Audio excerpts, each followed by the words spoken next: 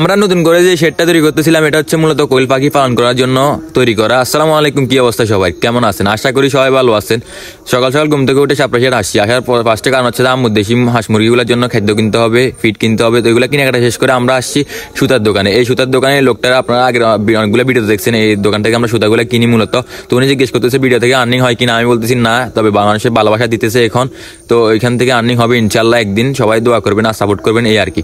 তো আমি ওইখান থেকে সুতাগুলো কিনে বাড়িতে আসি। আসার পর আলফাজরে দিলাম। এগুলো হচ্ছে সুন্দর করে ও মানে খুলে নিতেছিল আর কি। এগুলো সবগুলো একদম এলোমেলো হয়ে আছে, প্যাঁচ লেগে আছে, এরকম একটা অবস্থা। তারপরে যদি দেখতেছেন আমাদের আগের ভিডিওতে এইটুক পর্যন্ত আমরা কাজগুলো করছিলাম। তো এখন হচ্ছে যে আজকে থেকে বাকি কাজ শুরু করবো। আর এইদিকে হচ্ছে যে আমাদের মুরগিগুলো দেখাইতেছিলাম মাশাআল্লাহ। তাও আমার ভাই শামীম, ওরে বললাম যে তুই সুতাগুলা একটা ইয়ের মধ্যে নিয়ে নে। আর এদিকে আমাদের লালুর একটু দেখাইতেছিলাম। লালু হচ্ছে যে একদম শয়তানি করতেছে। ও আগে মানুষ দেখলে হচ্ছে ভয় পাইতো, এখন মানুষ দেখলে আরো লাফালাফি করে, অনেক শয়তানি করে। এই হচ্ছে পরিস্থিতি আমার সাথে। ও এখন একদম ফ্রেন্ডলি হয়ে গেছে, একদম মিশে গেছে, এই আর কি। তো তারপর হচ্ছে যে আমাদের এই যে একটা সুপারি গাছ ছিল এখানে অনেকটা সুপারি গাছ বন্যাতে মারা গেছে আর কি। তো এখান থেকে এগুলা কাটতে হবে মাছার জন্য। তো মূলত হচ্ছে যে দেখতেছেন না, এখানে আলফাদার তামিম ওরা কাজ করতেছে, আমি আর শামীম ওইদিকে সুপারি গাছটা কাটতেছিলাম আর কি। তো এখানে হচ্ছে যে আমাদের শেডটা তৈরি করতেছে। এখানে মোটামুটি 200 কোয়েল পাখি পালন করা যাবে।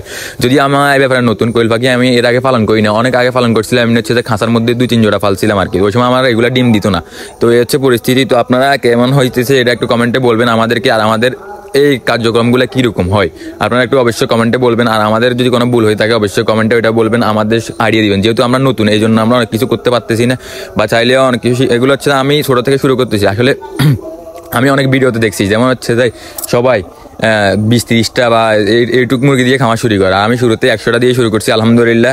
তবে এখনো পর্যন্ত সবগুলো সুস্থ সবল আছে, খুব যত্ন করতে হবে। আমি আপনাদেরকে আরেকটা কথা বলতে চাচ্ছি, যেটা হচ্ছে যে আপনারা যারা খামার তৈরি করবেন বা খামার দিবেন তারা হচ্ছে প্রচুর পরিমাণে এগুলো যত্ন করতে হবে, আর এগুলো প্রচুর পরিমাণে কেয়ার করতে হবে, কারণ হচ্ছে না হলে সমস্যা হয়ে যাবে। তো আমরা অবশ্যই যে মানে আমাদের এখানে যে সুপারি গাছটা কাটছিলাম হচ্ছে, তারপর এটা আমরা সাইজ করে নিতেছিলাম মাছার জন্য আর কি। যে দেখতেছেন আমি আর আলফাজ মিলে সাইজ করে নিতেছিলাম। তো আমাদের আজকে খামারে আরও কিছু কাজ আছে, তো আমি আপনাদেরকে একটু পরবর্তী সেটা দেখানোর চেষ্টা করি। তো আমরা খামারের মধ্যে আসছি, এখন হচ্ছে আমাদের খামারের লিটারগুলো পরিষ্কার করতে হবে, কারণ হচ্ছে লিটারগুলো যদি পরিষ্কার না করি তাহলে হচ্ছে অ্যামোনিয়া গ্যাস হয়ে যাবে। তো আমি আপনাদেরকে আগের অনেকগুলো ভিডিওতে দেখাইছিলাম, যে আমাদের আগের একটা ভিডিওতে দেখাইছিলাম যে আমাদের খামারে অ্যামোনিয়া গ্যাস হয়ে গেছে, এই জন্য মুরগিগুলো সব অসুস্থ হয়ে গেছিল। তাড়াতাড়ি আমরা চিকিৎসা দিয়ে মুরগিগুলো আবার ঠিক করে ফেলছি, তো মাশাআল্লাহ। তো আপনারা একসাথে দেখতেছেন আলফাজ অলরেডি কাজগুলো করতেছে। লিটারগুলো আমাদের প্রত্যেক সপ্তাহে আমরা চেঞ্জ করি, প্রতি 7 দিন পর পর বা 8 দিন পর পর আমরা খামারে যতটুকু তাড়াতাড়ি সম্ভব লিটারগুলো চেঞ্জ করি, না হলে হচ্ছে অ্যামোনিয়া গ্যাস হয়ে যায়। তার উপর আমাদের উত্তর পাশের যে পর্দাটা আর কি, তেরপাল যেটা, ওইটা আমরা উঠাই না ঠান্ডার কারণে, আমাদের 2 পাশে পর্দাগুলো উঠানো হয়, এই আর কি। তো আমরা দেখতেছেন যে ঝাড়ু দিয়ে এখন আলফাজে হচ্ছে যে বেলচা দিয়ে এগুলো পরিষ্কার করতেছে, আমি ঝাড়ু দিয়ে একদম ক্লিন করে ফেলতেছিলাম। কারণ হচ্ছে যে আমি আপনাকে বলি, আপনারা যদি যত্ন না করেন বা এগুলো ঠিক মতো কেয়ার না করেন তাহলে হবে না। আপনারা যারা বলেন যে যাদের ভাগ্য নেই এগুলো বা হয় না, আমি বলবো এটা ভুল। কারণ হচ্ছে আপনারা যত্ন করতে হবে, যদি যত্ন ঠিক মতো কেয়ার না করেন এতে, তাহলে এটা কোনোদিনও হবে না। তো আজকে ভিডিও মেন টপিকটা হচ্ছে আমাদের কোয়েল পাখি। তো কোয়েল পাখি পালন করার উদ্দেশ্য হচ্ছে যে আমার অনেক আগ থেকে একটা উদ্দেশ্য ছিল যে কোয়েল পাখি পালন করবো ইনশাল্লাহ।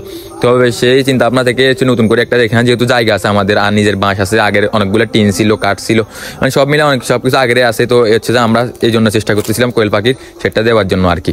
আর এইদিকে হচ্ছে যে আমাদের লিটারগুলো পরিষ্কার করা শেষ করে আমরা আমাদের মুরগিগুলো খাদ্য দিয়ে দিয়েছিলাম, মানে দিতেছিলাম আর কি দুপুরের গুলো।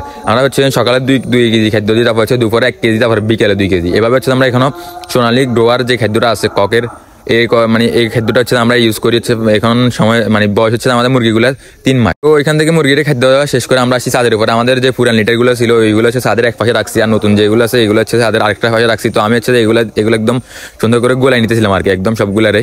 আর হচ্ছে এগুলো আমরা খামারের মধ্যে নতুনগুলো দিয়ে দিব আর কি। তো আমাদের সাথে আমাদের আলফাজ আর কি ওইগুলো নিয়ে আসছে ওইখান থেকে। আলফাজে আপনারা সবাই চিনে, হচ্ছে আমার ছোটো ভাই, আর আমি হচ্ছে ইফাজ, আমার ভাই আলফাজ। আপনারা সবাই ভিডিওতে সাপোর্ট করবেন, লাইক কমেন্ট শেয়ার তো অবশ্যই করবেন, ফেসবুকে ফলো করবেন, আর ইউটিউবে অবশ্যই সাবস্ক্রাইব করবেন, আর টিকটকে তো আপনারা সবাই মাশাআল্লাহ অনেক ভালোবাসা দিতেছেন, সবার প্রতি ভালোবাসা থাকবে, সবাই আমাদের জন্য দোয়া করবেন, এই আর কি। তারপর হচ্ছে আলফাজে স্প্রে দিয়ে এগুলো সুন্দর করে স্প্রে করে দিয়েছিল, কারণ হচ্ছে যে এখানে যে জীবাণুটা ছিল, এখানে হচ্ছে যে আমরা জিপিসিএর যে জীবাণুনাশক এটা দিয়ে আমরা মূলত হচ্ছে পুরা ঘরটা একেবারে স্প্রে করে নিই আর কি, সবসময় প্রত্যেক দিনে, আর লিটার চেঞ্জ করার পর আর কি।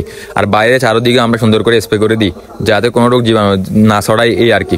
তো আমাদের দুপুরে খাওয়া দাওয়া শেষ করছি, আমরা শেষ করার পর বিকেলবেলা আবার আসছি কাজ করার জন্য। এখন হচ্ছে আমার ফুফাতো বাইরে নাই, আমি আর আলফাজ মিলে কাজগুলো করতেছিলাম মূলত।